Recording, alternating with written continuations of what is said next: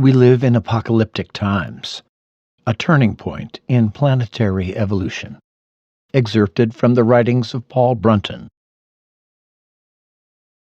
New forces have entered the planet's atmosphere, which will increasingly bring powerful inner and outer pressure to bear on its inhabitants because the ego is destined to evolve in a different direction. The ego will return closer and closer to its center, the overself, and it will do this partly because planetary evolution has reached a point where it will enforce it. We are only at the very beginning of it now, although in a half-dozen centuries this result will have been achieved to such an extent all over the world as to be quite unmistakable.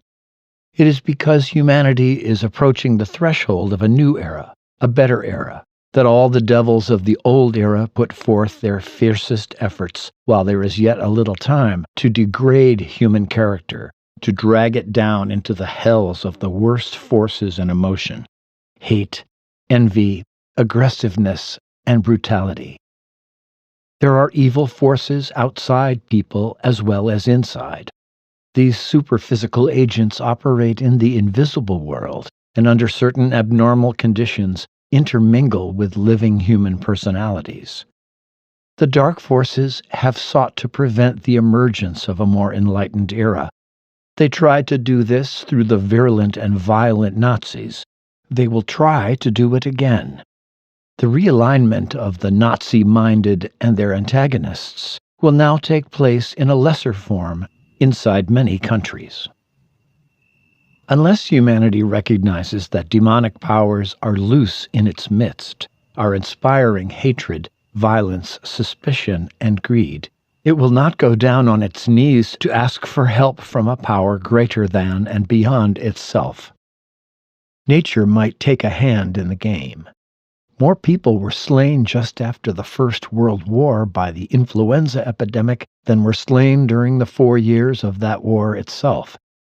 When nature's violence, as in earthquakes and cyclones, is so great, or when fate's blows are so hard as to make people feel their littleness and helplessness, the instinct to turn to the higher power, in resignation or petition, arises spontaneously.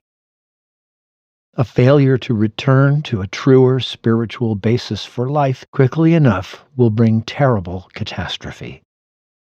Nevertheless, all events will be used in the unfoldment of the divine world idea, and all will work out for good in the end. Trust the divine wisdom.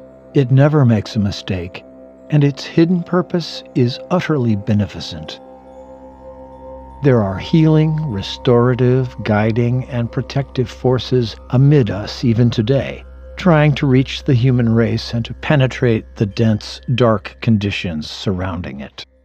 If they are recognized and received in time, it will be saved from a frightfully destructive event. If we want to see a better world, we must make a contribution to it, and this demands inexorably that we begin with ourselves. The education of human intelligence, the culture of spiritual intuition, and the ennoblement of character are necessities, since it is they, together, that stand between humankind and catastrophe. Some pray for peace. Beneath it all, they are really asking for mercy. Yet the majority of people show no mercy to the animals that they pay to have slaughtered for them. If we want mercy, we must give it. That is the law of karma. Also, if there is so much friction, violence, and tension in the world, it is only because so many individuals are inwardly experiencing these things. They fill the world's aura with bad thoughts, which, if sustained, prolonged, and strong enough, break out of the physical level into undesirable or evil happenings. If there is so little peace in the world, it is only because there's so little real peace in the individuals who live in the world. The evil you have no opportunity to fight in the larger world outside. You have every opportunity to fight in the smaller world inside yourself. Among the negative emotions, we must include prejudice and bias, arrogance and vanity, cowardice and moral weakness, excessive or constant criticism, pride, and conceit.